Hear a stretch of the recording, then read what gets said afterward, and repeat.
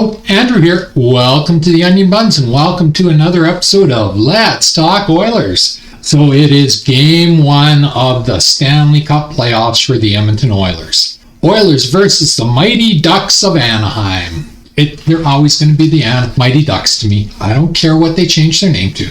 Game one of the 2026 playoffs for the Edmonton Oilers. April 20th, 2026. And away we go. It's playoff season, baby. Oilers finished 1 point ahead of the Mighty Ducks, so we have the home ice advantage.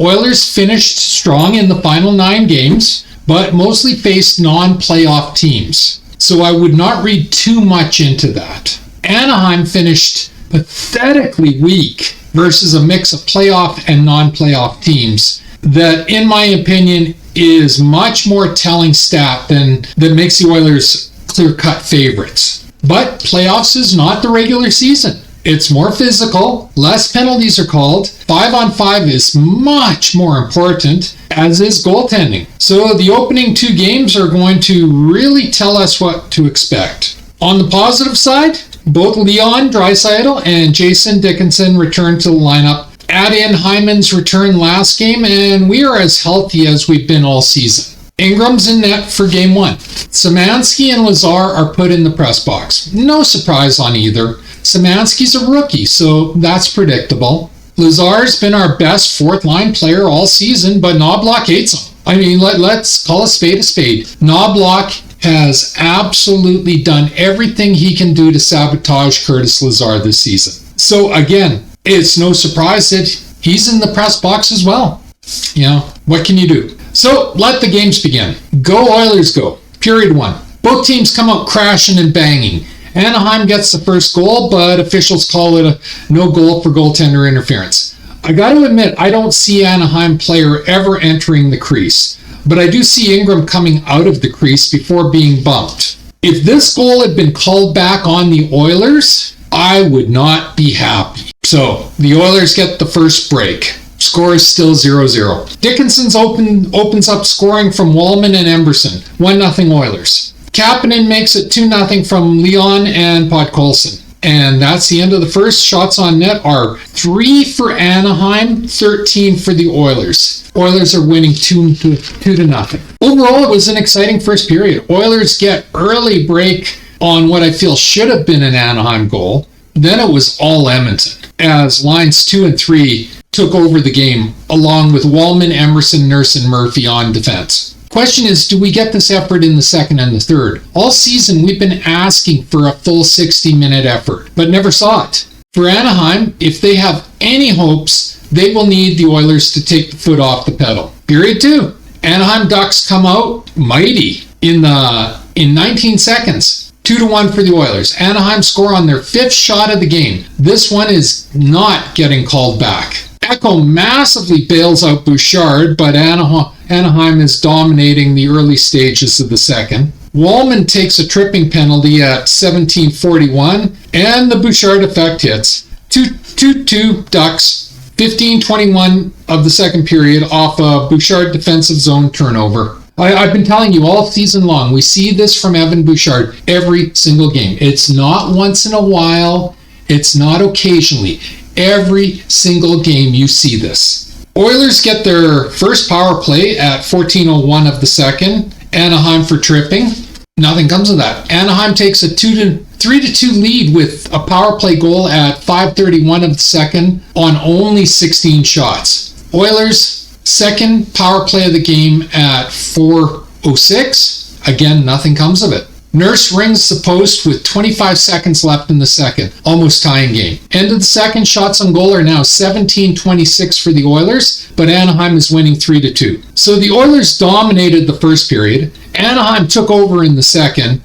Good news for Oiler fans is Oilers are the second best third period team in the NHL. The bad news is Anaheim is the number 1 team in the NHL coming from behind, and that's what they did. Also, has to be concerning that the 25th penalty kill team, Anaheim, has shut down the number 3 power play team, Oilers. 20 minutes to go in regulation. Third period. Leon, McDavid, and Hyman back together for the third. Good call, as Savoy's been a non-factor this game.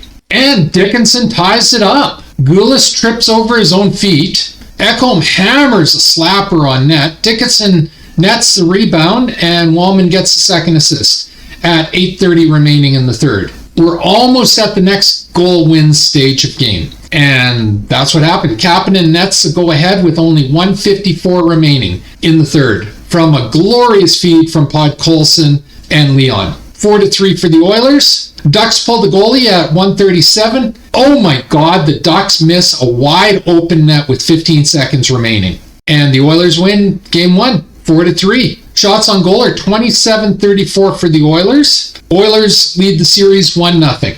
The next game will be Wednesday, April 22nd at 8 p.m. And that was game 1, folks. It was actually a really exciting game when nobody out there was predicting it to be exciting. Yes, the Oilers only finished 1 point ahead of Anaheim, but the Oilers played down all season long.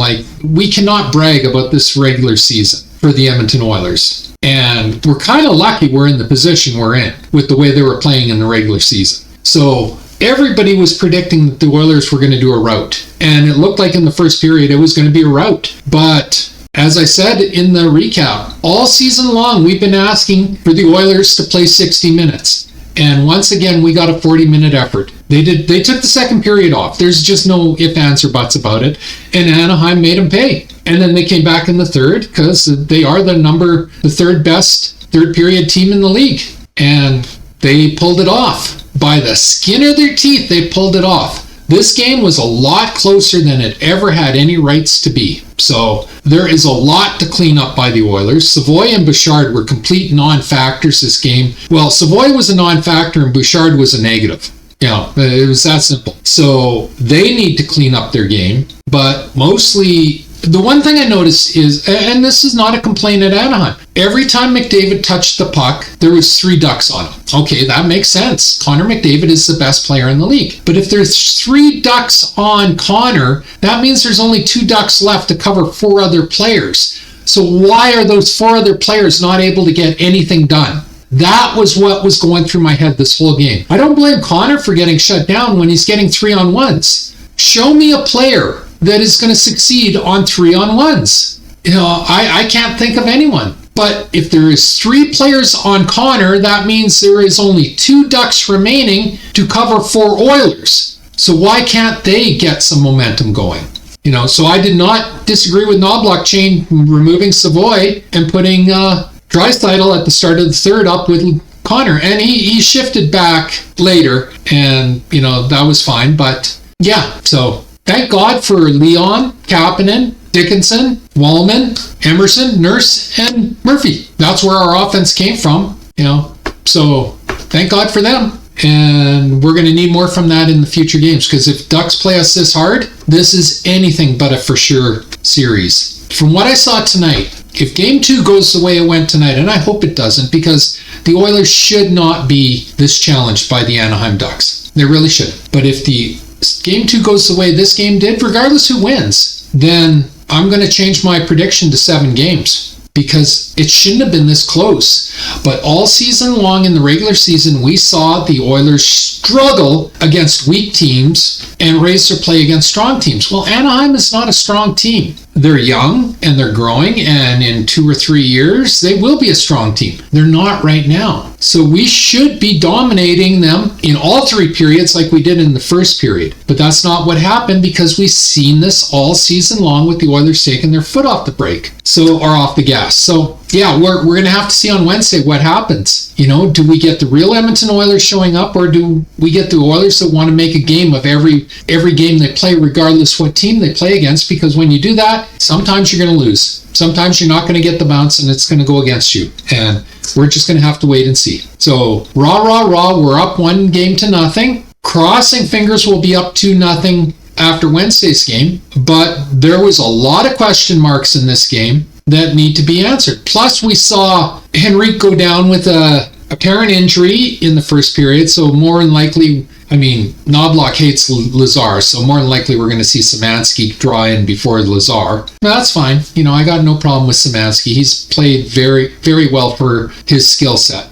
So we'll probably see him come in. And even though Jason Dickinson scored 2 goals, he got hurt as well, and he was already nursing an injury. So I wouldn't be shocked to not see Jason Dickinson in game 2.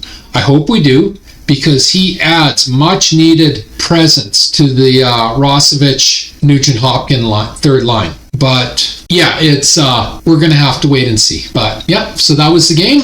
We win 4-3. It was an exciting game, even though it shouldn't have been. And that's my recap for today. If you like the recap, please leave me a like, a subscribe, and a share. I'm trying to grow my channel, and a like, a subscribe, and a share does me wonders, and I do appreciate it. It takes 1 second to subscribe, costs you absolutely nothing, helps me immensely. Just hit the subscribe button on the bottom of the screen. If you're watching this on Rumble or Instagram, please follow my channel. I always feel free to leave a comment. I encourage everybody to leave a comment. Not only does it get us interacting, it really does help me with the YouTube algorithm and getting more eyes on my videos. And as always, pew pew pew and shit. Thanks for watching. Have a great day. Bye.